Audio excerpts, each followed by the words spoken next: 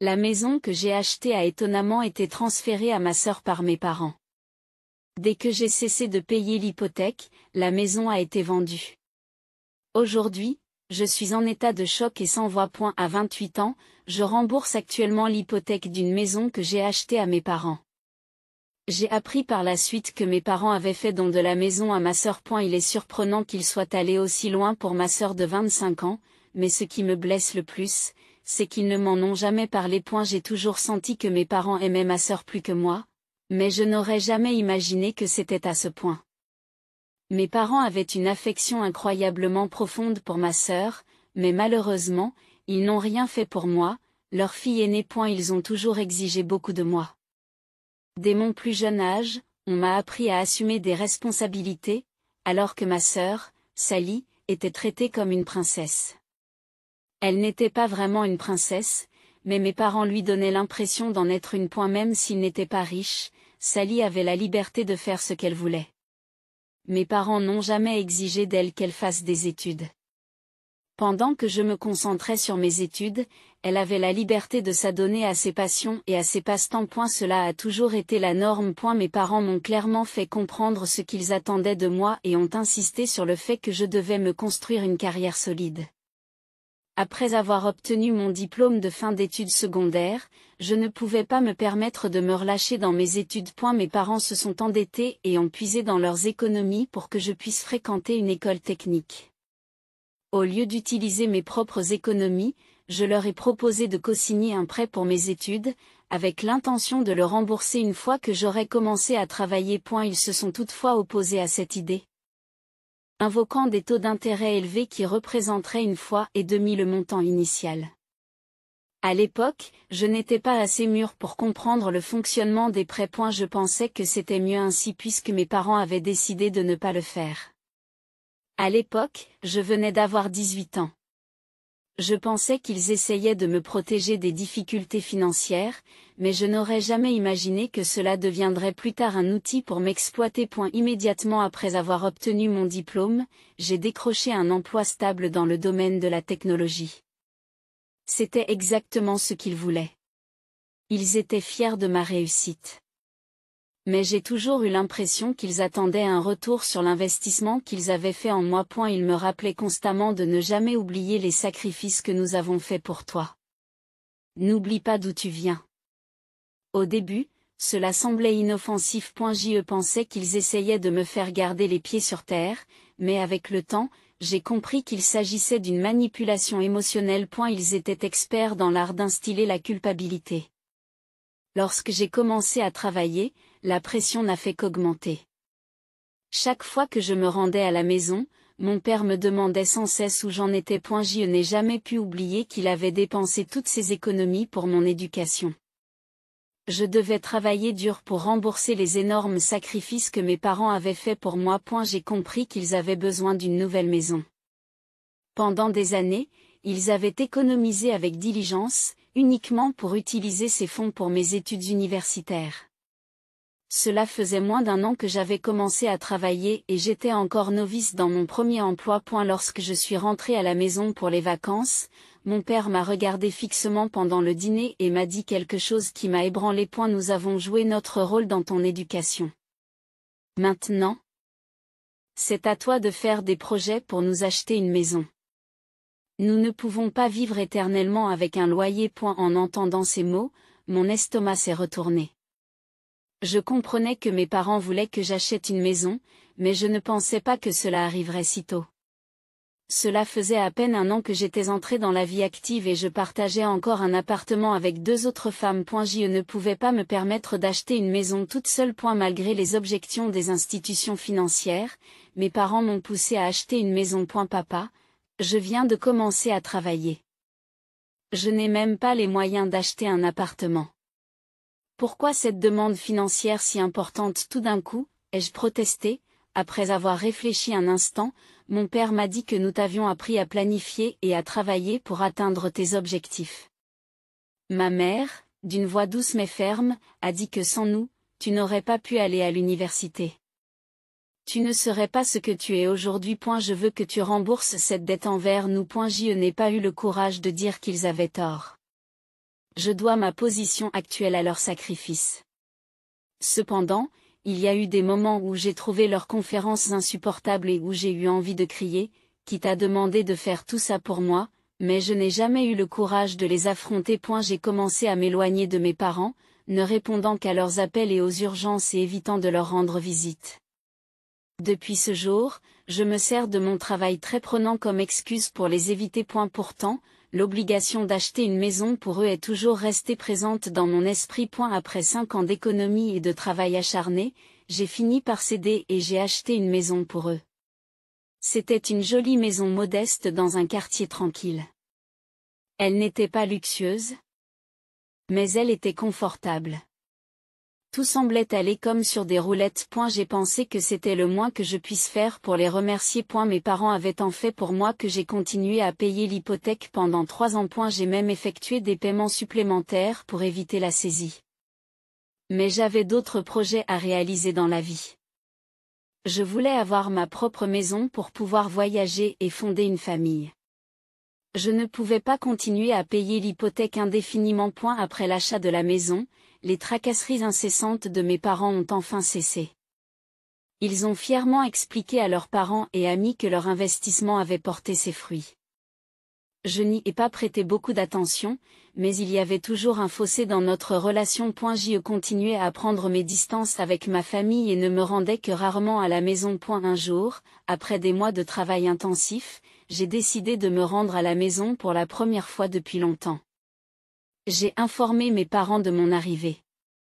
J'avais l'intention de leur faire une surprise, mais une surprise inattendue m'attendait. En m'engageant dans l'allée, j'ai remarqué la voiture de ma sœur Sally garée devant la maison. J'ai pensé qu'elle était peut-être en visite, et j'étais ravie d'assister à une réunion de famille. Cela faisait des années que Sally s'était mariée et avait déménagé. Je ne l'avais pas beaucoup vue depuis que nos parents louaient encore leur ancienne maison. La dernière fois que je l'avais vue, c'était à son mariage. Lorsque j'ai frappé à la porte, Sally a répondu. Elle portait un pyjama, j'ai donc supposé qu'elle était là pour une courte visite. Nous avons échangé nos salutations et nous nous sommes serrés dans les bras. Puis elle m'a demandé, « Et, qu'est-ce que tu fais ici ?» J'ai répondu en plaisantant. C'est ce que je voulais te demander. En entrant, je lui ai demandé, où sont papa et maman ? Sally a répondu avec désinvolture depuis le canapé. Oh, ils ont déménagé. Je suis restée bouche bée. Déménager ? Qu'est-ce que tu veux dire par là ?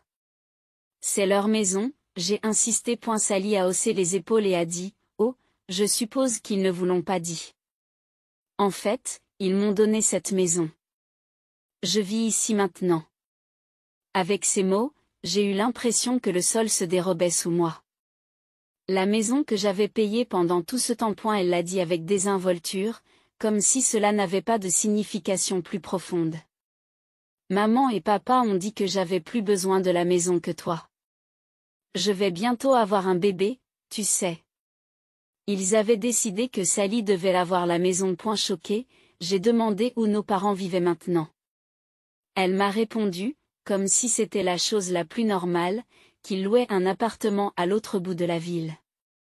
Je suis partie sans rien dire. Et la colère me faisait tourner la tête et j'ai conduit directement jusqu'à leur nouvel appartement. Lorsque ma mère a ouvert la porte, je me suis empressée de crier, « Qu'est-ce qui se passe ?» Sally m'a dit que tu lui avais donné la maison. La maison que j'ai payée. Explique-toi.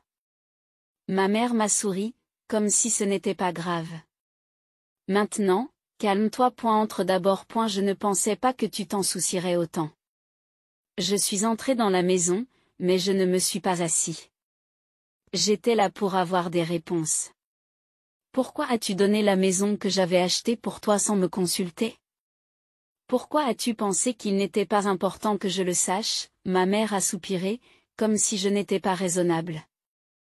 Franchement, cela fait longtemps que nous y pensons. Tu as réussi, tu n'as donc pas besoin de t'inquiéter pour toi. Voulez-vous que les enfants de Sally grandissent dans un foyer instable, avec une maison à elle ?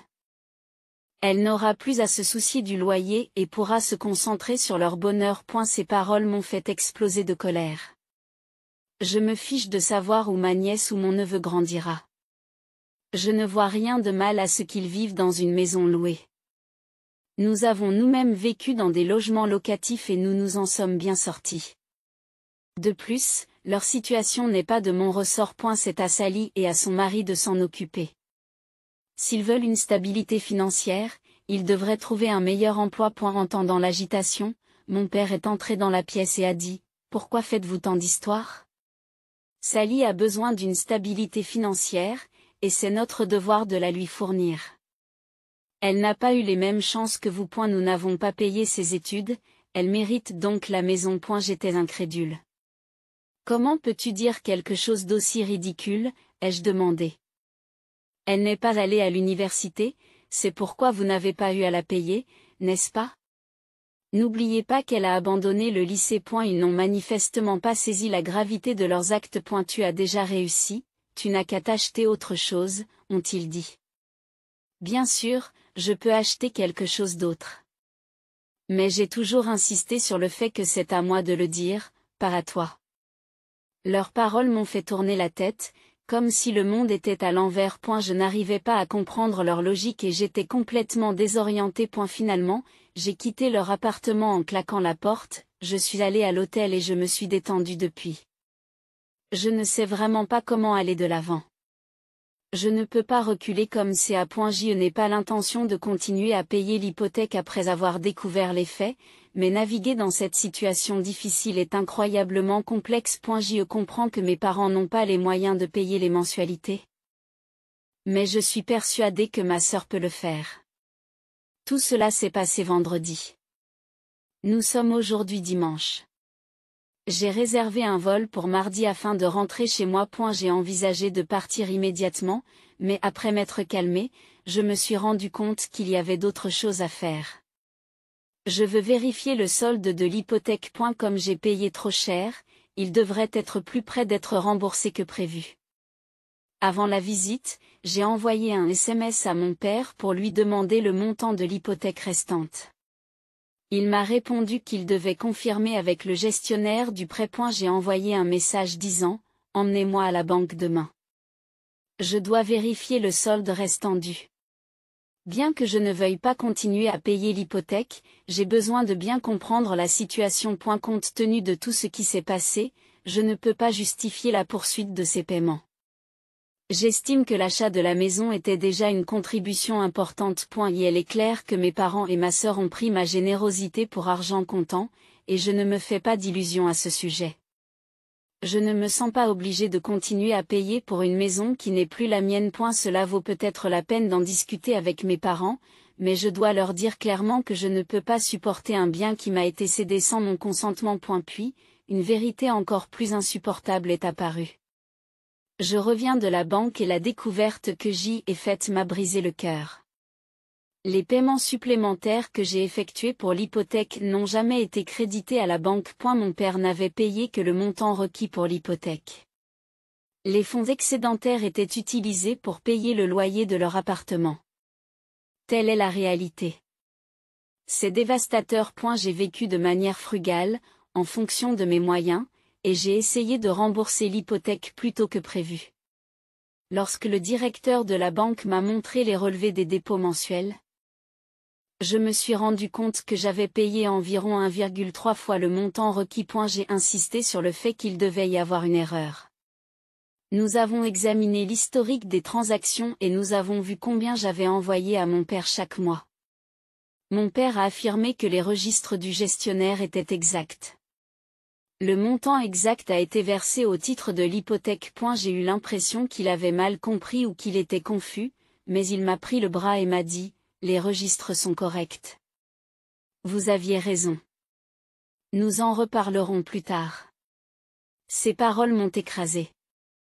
Je me suis senti étourdi et accablé par la possibilité d'une nouvelle trahison. Au cours de la réunion, je suis resté assise en silence pendant que le directeur m'expliquait les autres détails de l'hypothèque et les options de consolidation du prêt. Dès qu'il s'est éloigné, mon père m'a pris à part et m'a demandé « Pourquoi as-tu parlé des paiements supplémentaires? Étaient-ils destinés à l'hypothèque ?»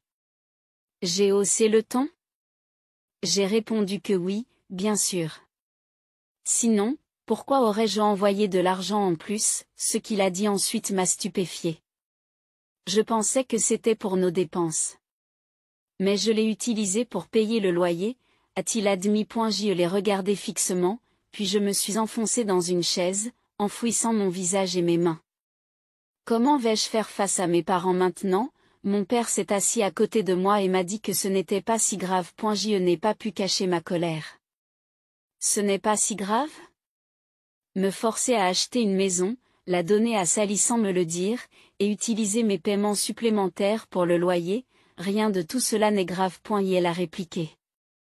Le fait est que l'achat de la maison ne t'a apporté aucun bénéfice. Mais j'ai dépensé toutes mes économies pour tes études. Un peu de retour sur investissement n'est pas de trop avec l'argent que tu as envoyé pour la maison. J'ai payé les mensualités à temps. Quel est le problème si j'utilise l'argent supplémentaire pour payer le loyer?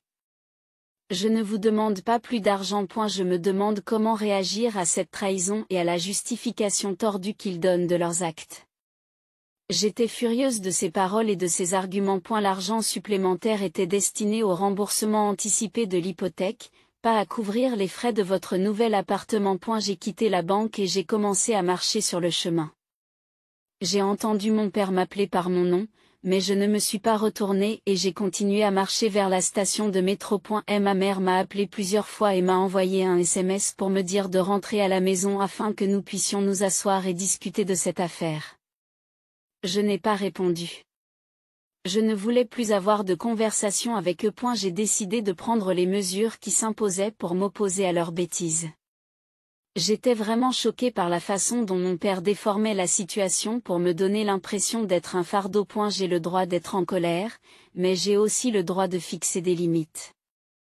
Il est essentiel que ma position soit claire. Je suis une personne très généreuse, mais il est évident que mes parents ont exploité ma bonne volonté.